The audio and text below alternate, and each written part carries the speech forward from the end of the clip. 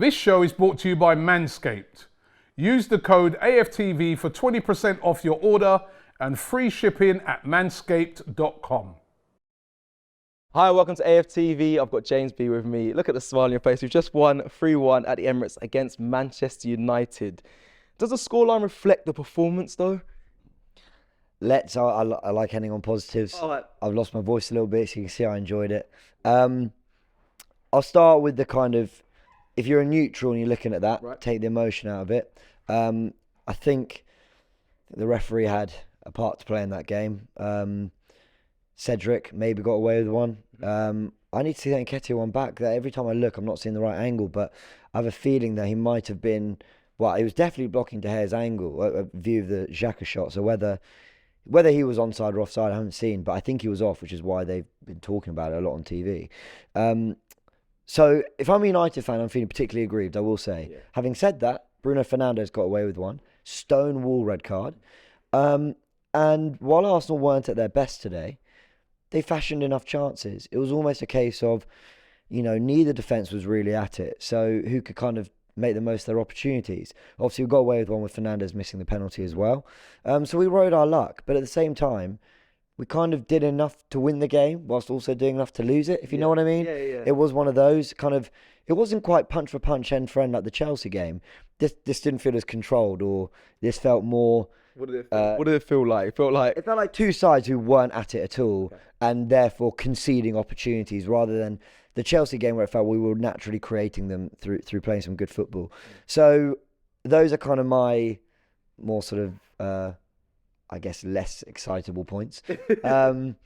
But, what a massive win. Yeah. And having played really well at the Bridge, if you flip the two performances, you don't care. You say you got the job done at the Bridge and you were brilliant against United at home.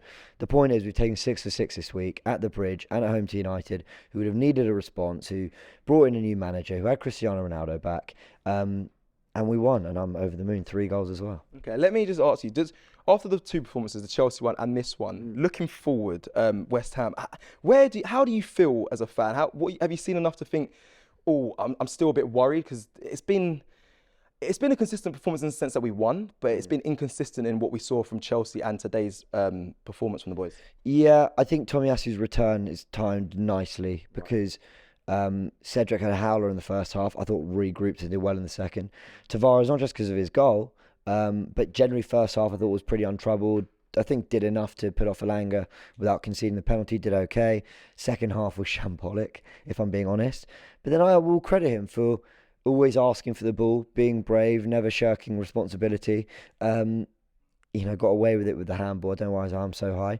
And we got through. So I think Tomiyasu's return allows for Tavares to not be dependent on as much defensively. But while we're talking about individual performances, I thought Xhaka and Elneny brilliant again.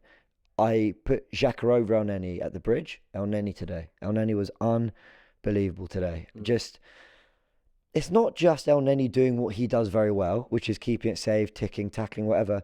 When under pressure, he did the Partey thing of going, well, if the pass isn't on, then I'll drive into the space until it's on. And that's what I loved about Elneny's performance today. Very brave, backed himself, played with a load of confidence like he's been in the team for 10 games in a row. Martin Odegaard, again, silky, creating chances. The penalty that we get for our second goal, that's his bit of magic. He had a few moments like that in the first half. Second half, kept it ticking, kept it moving. I thought Nketiah worked hard again today. Thought Bukayo Saka was looking dangerous again.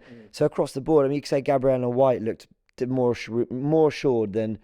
I thought Gabriel was good at Chelsea, but I thought today, actually, a lot of the problems weren't necessarily them. I felt they were very exposed by kind of what was going on in front of them. Maybe I'm being kind on them. No, you're not. I think Ben White was quite quiet today, which is a good thing. I think you didn't really hear much from him, but he was solid. On the ball, White, today, yeah. Just quickly, just hone in before we kind of wrap up on Elneny. Late claim for maybe an extension on the contract. Your thoughts on that? Would you? You kind of, on your Arsenal hat says, give them all contracts, and if they're not good enough, they don't play, right? But obviously that's not how football works. With Elneny, I've always liked him as a squad player.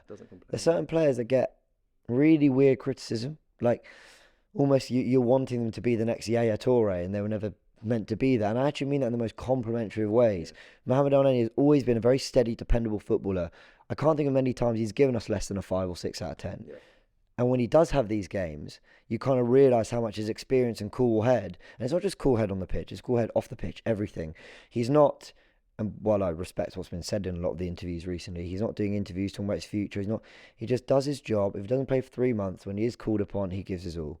And that feels very reductive in terms of analysing what Elneny does well, because he's also, when at it, when having a bit of a run, a very good footballer. So big up to Mohamed Elneny. Would I give him another deal? I mean, it depends who we're looking to bring in the summer. Look, we need to kick on. Would Elneny get minutes playing for Liverpool and City? Maybe as a squad player for Liverpool, as a squad player. But I listen, I don't know. I'm not really thinking about that. But it kind of, for him, I want him to go and be a first teamer somewhere, because he's good enough to be a first team player in the Premier League for sure. But he was very, very good today. Shop for AFTV merch at shop.aftv.co.uk. Subscribe to us on YouTube. Follow us on Instagram, Facebook, Twitter, TikTok, Snapchat, and Twitch. We've got content for every platform, so check it out.